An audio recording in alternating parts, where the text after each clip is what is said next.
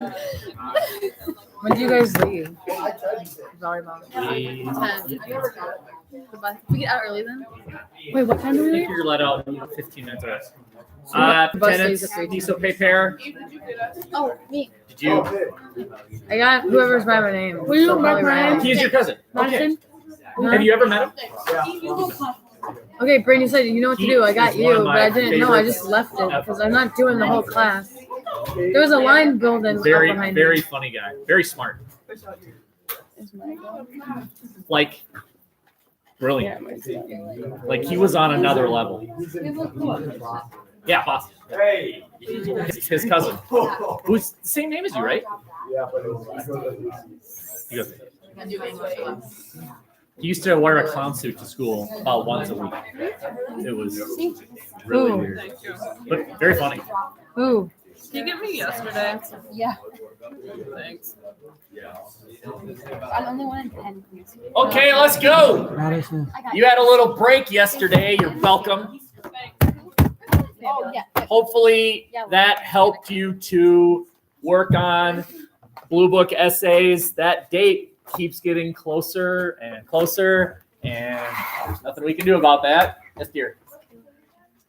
What's the date? Oh, 10 through the you're taking 4 tests over 3 full days. There's a possibility that there'd be a 4th day added. If we're able to finish a little bit early, I'd be happy to give you 1 day on the front end just to work on your essays. But if we go by schedule, you have 3 days to finish 4 tests. 3 of them are objective, 21 questions each. That's 63. And then you have an essay, a Blue Book essay, and you're well versed in that. Any other questions before we rock? Everyone has put a smiley face or an X on this bad boy. That is present. Potted. Oh, never mind. I don't want a potter. I'm so sick of you and your mopey. Okay, that was a joke. I'm sick of you and your teacher. Here we rock.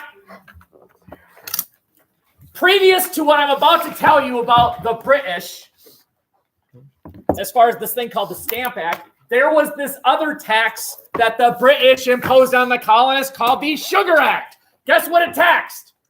Sugar. That's right.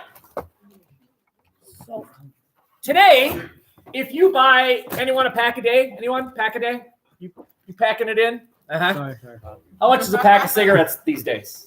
Actually, I don't even know. Like $5. 6 something. How would you know that? Okay.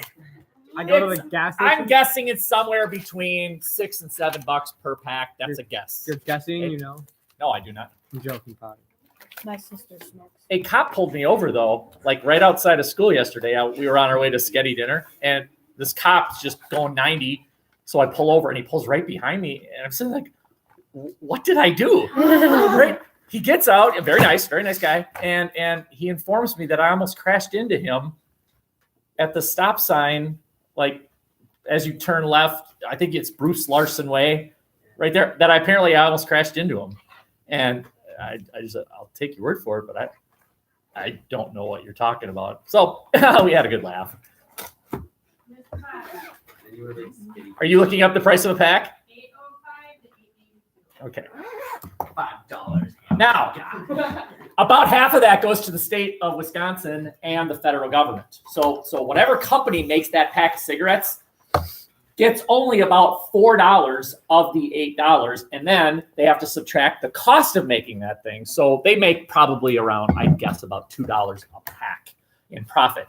Now, that's outrageous. You all have to pay $8. Let's just say it's $8. You all have to pay $8 for a pack of cigarettes, right? If you buy it. If you don't buy it, you don't pay a dime. Does anyone know what that type of tax is called? A tax where you only pay it if you are the consumer of said product. No. It is called an excise tax. Okay, we will meet excise taxes in the future, including when the U.S. government gets a rolling. There are excise taxes today. Many of you buy these things called clothes. Yes, Sometimes. you buy these things called clothes. If you were wise, you would go to Minnesota to buy those things. Does anyone know why? Correct. There is no excise tax on clothing in Minnesota. That's why one reason why Mall of America thrives. It's because people fly all over the world, because wherever they are, there's probably a tax on said product. The Sugar Act was an excise tax.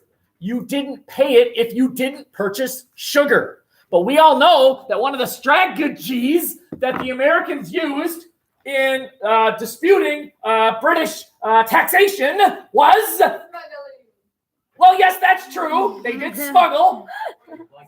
They boycotted. They didn't buy sugar, right? So the British have to figure out a way to get the Americans to pay the tax because the British are heavily in debt from the French and Indian War. This is stuff you should already know. And then a brilliant guy, and I can't remember his name. His name. George Washington. His name. Dennis Potter. His name. King George. I don't remember, but he was what, if he worked for the U.S. government today, he would be the Secretary of the Treasury. Whatever the British equivalent of that was. I think they call him the Chancellor of the Exchequer, whatever. So he was the Secretary of the Treasury in Britain at the time. He came up with this idea. It's called the Stamp Act.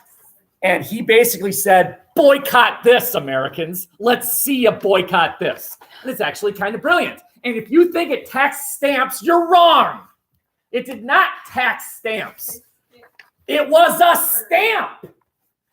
So how many of you plan on getting married someday? Married? Yeah, married. Married? Yeah, married. Married? Sheesh. 16 candles. Okay. How many of you plan on getting married someday? You're all lying, okay? You're going to get married probably. How many of you maybe want to start your own business someday? How many of you plan on maybe purchasing this thing called a house? How many of you need to go fishing and you do it legally by buying a license? Or how many of you hunt? When you do any of those things, you need to do an important step. Does anyone know the step? If you get married or start your own business or buy a house, Get a license. you need a permission slip from the government. Whether it's the state of Wisconsin or the U.S. government, you need a piece of paper saying, yes, go ahead. That's what this stamp was. The stamp was permission to get married, start a business, go fishing, go hunting, expand your house. If you wanted to do any of those things, which most Americans wanted to do, you needed permission. The permission was a stamp. And when you got that stamp, you got taxed. So you're going to boycott that? Are you and your future wife going to say, well, we just won't get married then? Wait a minute. Right? It punishes you. It's a brilliant tax. It's an unboycottable tax. Now, I suppose some Americans could get married secretly, but if you did that, you wouldn't be married in the eyes of the Lord. And back then, that mattered a little bit more than maybe today. Yes? What started the tradition of marriage? Oh, so the purpose of the Stamp Act was to get the British out of debt, raise revenue, and it required stamps for things like marriage, businesses, purchasing homes, permission to do fill in the blank. And it was very effective because it was unboycottable.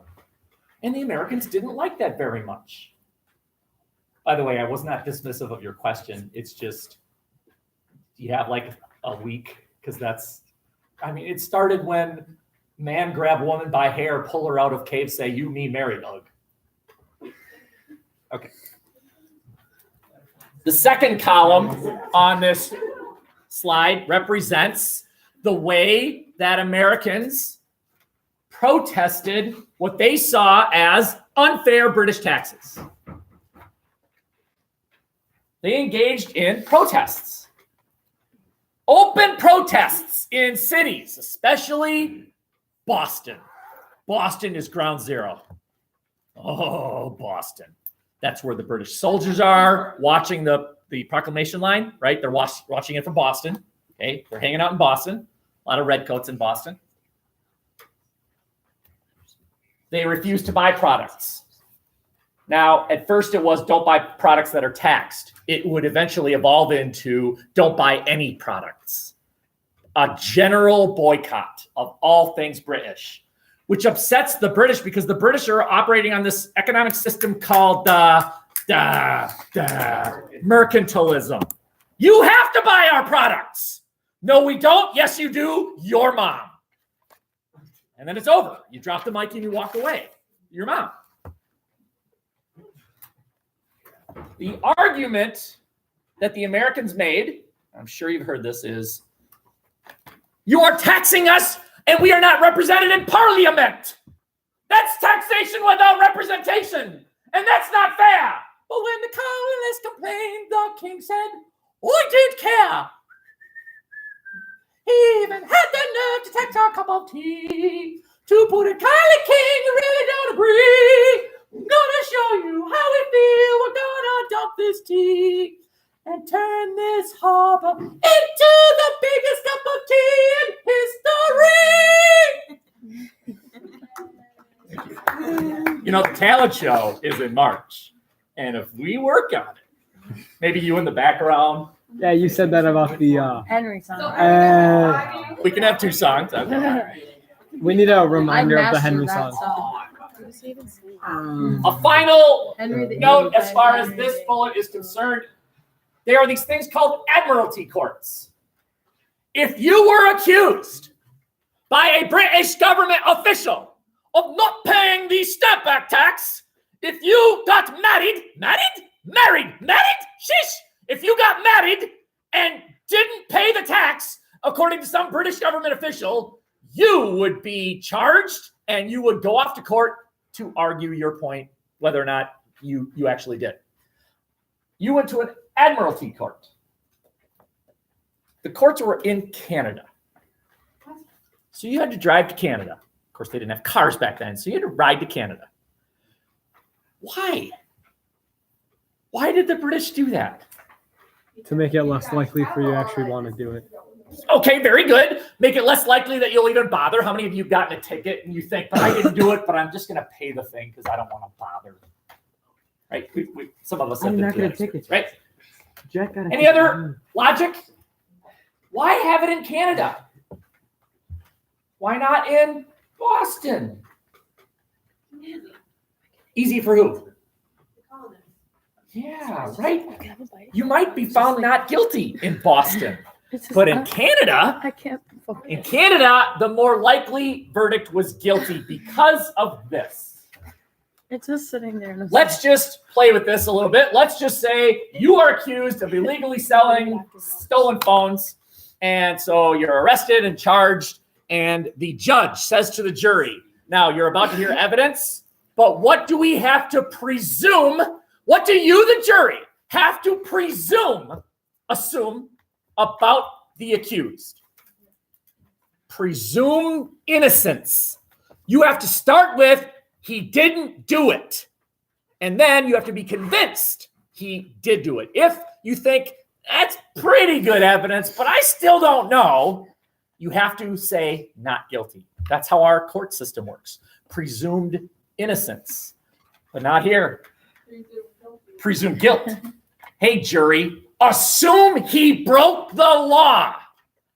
And if you're not convinced afterward that he didn't, then go with he did.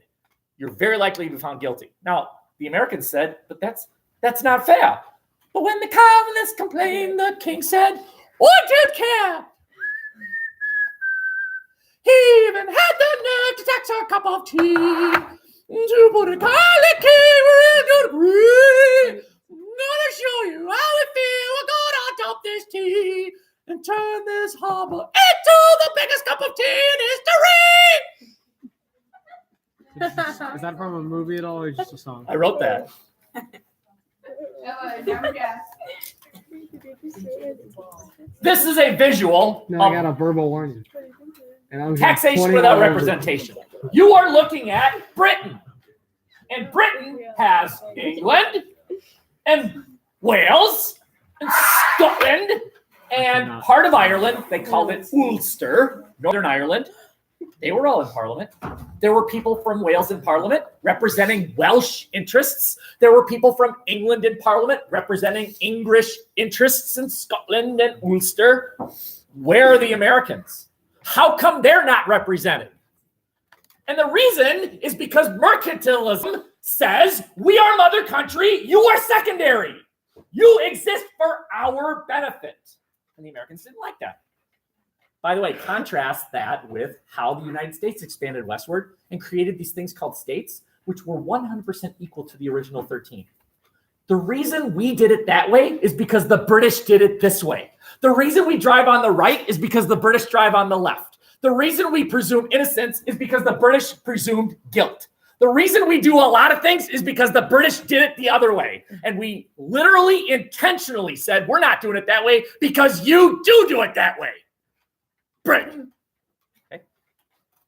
So what you're looking at here is a visual of taxation without representation. We are not represented, so the tax is not fair. Imagine if Russia passed a law taxing American shirts that are blue. So the Russian government passes a law that says, all right, Americans, any of you buy a blue shirt, you owe us money. Now, how many of you would write a check to Russia and say, well, I passed the law? No, I think nobody would, unless you're a moron. You would say, they don't have jurisdiction here. And those words are exactly what the Americans said. You don't have jurisdiction here because we are not represented in your parliament. Okay, questions? Let's keep going. So now you're looking at a sort of interesting response by the British. They, I don't know if the word caved is the right word, but they said, okay, okay. Now what the British assumed was that because they stepped back, the Americans would also step back. When I mean step back, I metaphorically mean step away from conflict. Now, I'm about to synthesize. Does anyone know what the response of Hitler was when the British and the French agreed to Hitler's demand that land be given to Germany from Czechoslovakia and parts of Austria and even part of France itself? What was Hitler's response? Did Hitler say, "Thank you, I'm all done"? Oh, what he said was, "You're weak. You're weak, and I am going to go forward. I'm going to increase my demands." That's what the Americans did. When the British stepped back, what the Americans said was, "Oh, weak. It works. What we're doing works." And they got a big black cauldron and they threw chickens in it and they said, "Reveal, reveal." And the smoke said, "Keep going. Yes, yes." Okay. So there's this group of Americans called the Stamp Act Congress. They said, "Hey, British, will you repeal it?" And the British said, "Yes, we will repeal it." And the Americans said, "Weak, weak."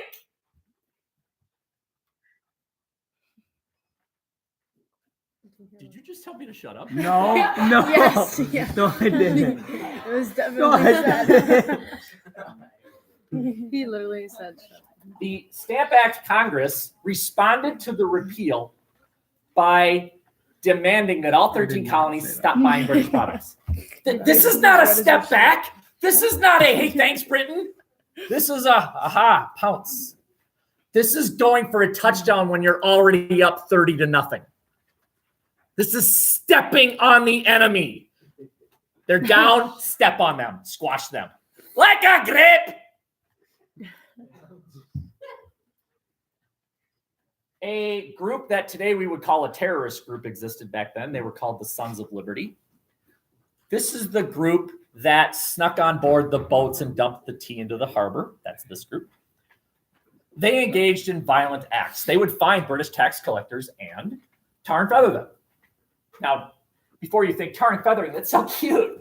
It was actually kind of an unpleasant experience, right? You were dipped in hot oil, and then they threw chicken feathers on you. Now, I don't think anyone died, but it didn't feel really great. It was a scarring, burning experience. Okay, so you're looking at the stepping up by the Americans, not the stepping back from the precipice, stepping over. You are weak, we are going to increase. And Hitler would do it, and throughout American history, we see that again and again. When the party A says, all right, we'll give in to your demands. Now, will you just tone it down? The enemy doesn't tone it down. And the U.S. would, in future chapters here, we will look at the realization that the American government can't appease because of previous experiences in American history where if you appease, the enemy does not step down, they step up. I'm not sure what the year of the Stamp Act was. I think it was 3 years previously. I'm not sure. I can't remember. But 1766, it was repealed. But the British Parliament did something kind of amusing. The same day they passed the repeal of the Stamp Act, they passed this thing called the Declaratory Act. The Declaratory Act went something like this. We, Parliament, have the right to tax you. In other words, we've repealed the Stamp Act, but we didn't have to. You didn't make us do it. We decided. You had nothing to do with it. We're in control. We're in control. You see that there's a battle going on for control of the colonies, and the Americans are under the impression they're in control. We protest and we boycott and we tar and feather. We're in control. And the British are saying, we're in control. Declaratory Act. As if the Americans would say, darn it. They passed the Declaratory Act. Well, good try, Bill. We thought we were in control. But they're in control. See? The Declaratory Act said they were in control. Hey, I'm the world's smartest person. Because I'm going to write world's smartest person right here, put an arrow, and I'm going to stand here. That makes me the world's smartest person. See? It says so. The British were in control. See? The Declaratory Act said so. Heh. Take that, Americans. We're in control. See? And the Americans are like, yeah, you're in control.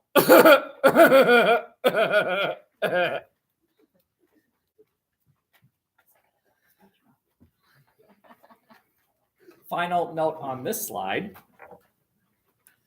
Say, who's this Thomas Jefferson guy? Don't know. Couldn't tell you. What? Third president, author of The Declaration. Oh, no, the that's Declaration of Independence. He wrote the Declaration of Independence. And basically, the Declaration of Independence said, you're our leader, King George III, because we've chosen you to be our leader. But if you're a sucky leader, we have the right to break away from you. And then what he did was he listed why George III was a sucky leader, right? You're our leader because we said you're our leader. If you're a sucky leader, we can fire you. You're a sucky leader. You're fired. But he used big words. Words like, when in the course of human events, pitch wash, chortle, chortle. Jefferson did not laugh. He never laughed. He chortled. Oh, no. And he drank tea like this. Oh, I was at the push wash. I was up there the other day. And they said, well, what are you doing? And I said, I didn't know. Oh, that's Thomas Jefferson language. And most Americans could not understand a word he said. You want a challenge? Read the Declaration of Independence. Like, read the whole thing. You will have a headache. What we need is someone to dumb it down a little for the rest of us. Yeah. The reason we need to be independent of the British is because the king's a big meathead. Enter Thomas Paine. Thomas Paine, who wrote a brochure. Why read the book when you can summarize it in one piece of paper? Here's a reason, and here's a reason, and there's a reason. Let's get them. That's what common sense is. It is a dumbed down version of why the Americans should break away. I am of the opinion that this was more persuasive than the Declaration itself. The Declaration was for the intellectuals. Yes, this is the reason why. I see, yes. And this is for the rest of us. Yeah. And most Americans were the rest of us. Yeah, I know. There is one slide left. Are we ready? Are you ready?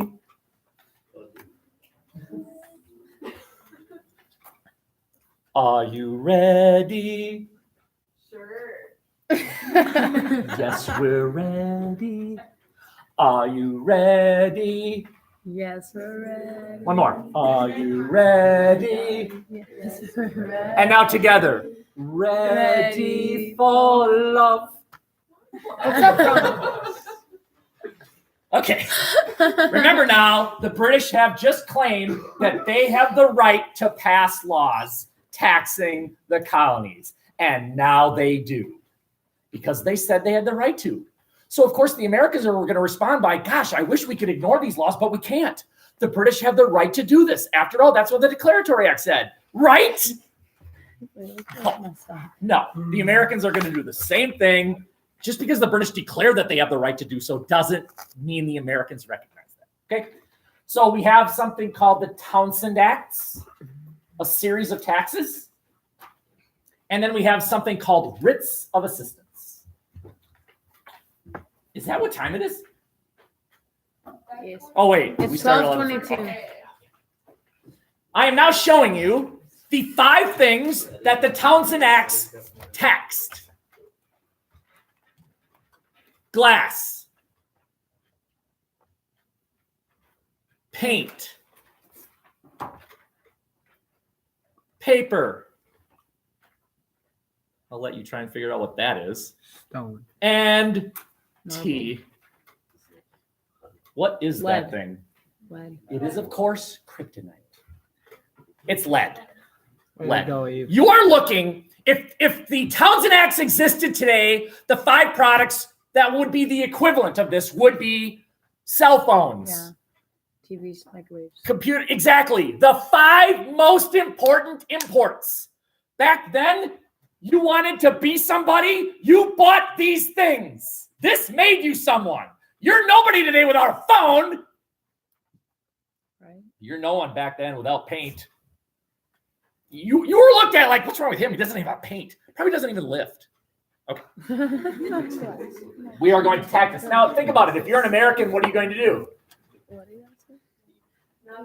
You're going to smuggle this stuff in and you're going to boycott this stuff. Very good. Okay. And the British knew it. They knew that that's what the Americans would do. And that's why part 2 is so important. They created these things called writs of assistance. A writ of assistance. In order to understand what a writ of assistance is, we have to understand search warrants. Let's say that, all right, Ben, you look like you want to be picked on, so I'm going to pick on Ben. Ben's a dealer. He's a dealer. Of course. He's got his own business. All those years. He's a in businessman. CIS. Yeah. Down the drain. Wacky tobacco. Ben Rybacky's wacky tobacco. Okay, and I'm a cop in Somerset, and I know he's guilty. I know it. Can I just show up at his front door one day, barge in, and then find the evidence?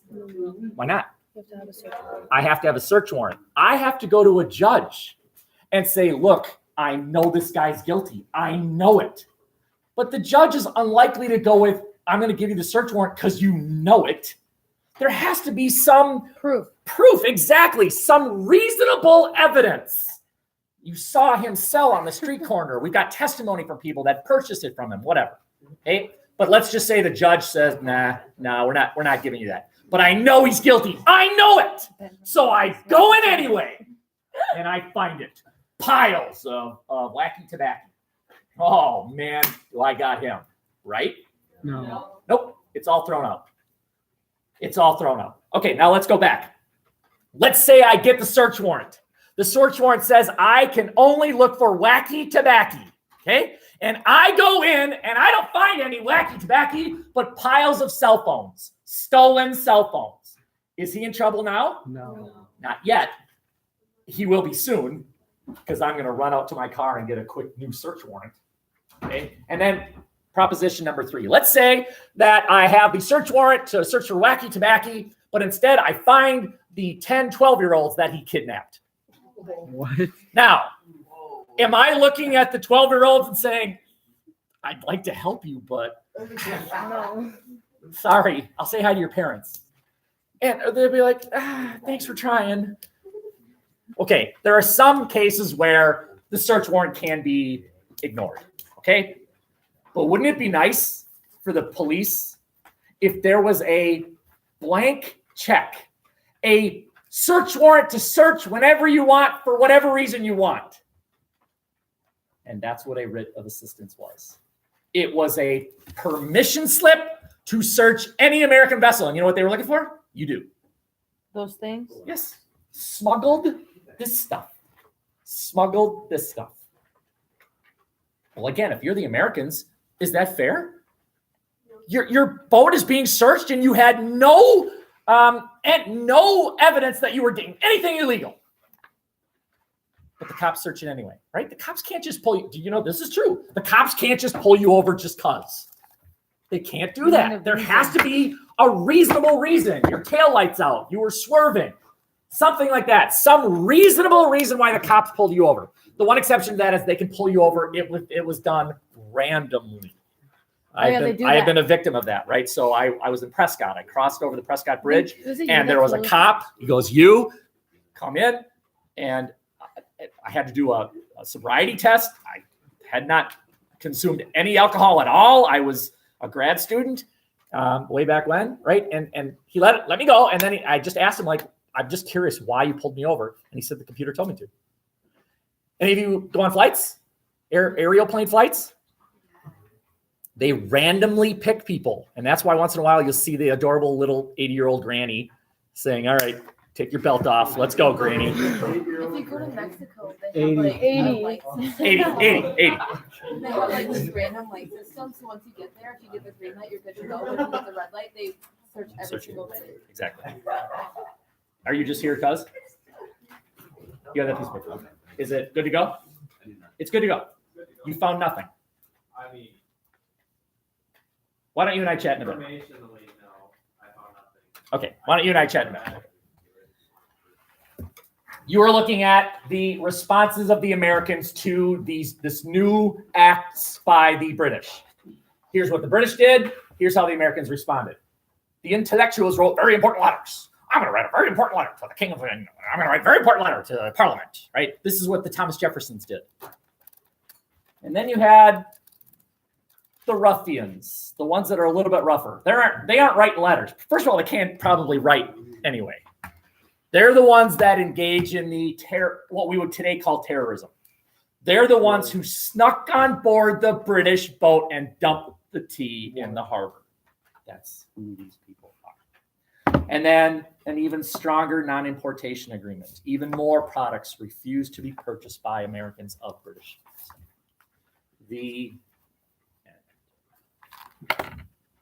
Can you see where this is heading, though? If the British are taxing tea, where's this heading? Right? I think some of us are starting to recognize where this is going. Okay. All right, very good. You can put that away. I need you for a couple more minutes.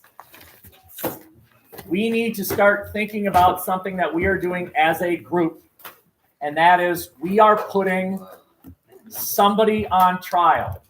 And there are 5 potential groups, individuals that are guilty of the Native American genocide. Are we counting the system? We're counting the system. That is correct. Okay? If you want to understand what do you mean the system? What that means is it wasn't any individual. It was the system that was put in place.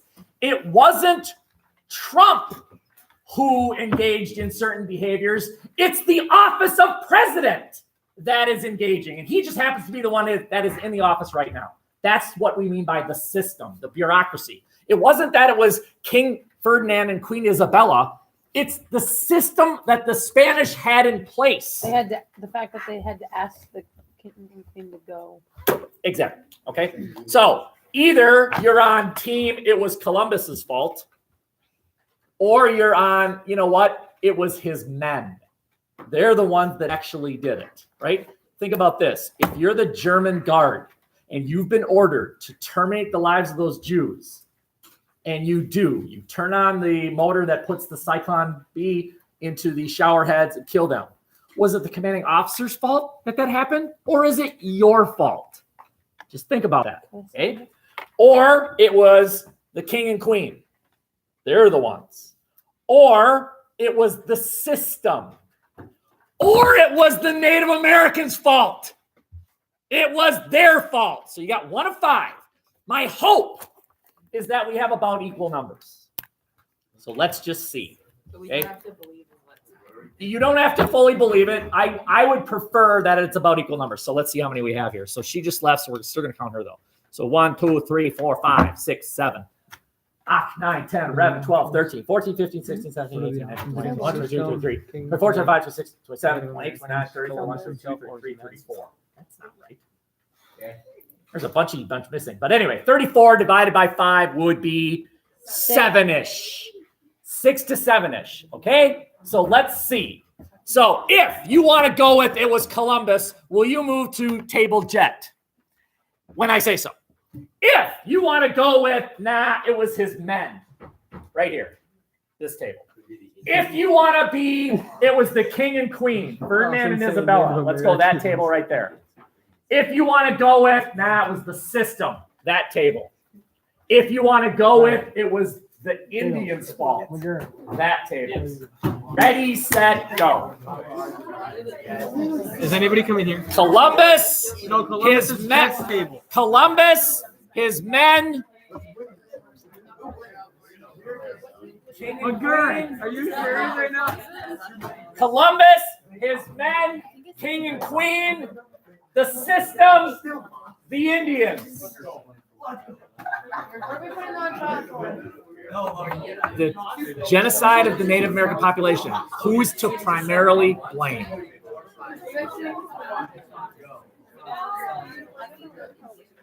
And will you just grab a chair so I can see? Okay. Yes. That's you. Dramatic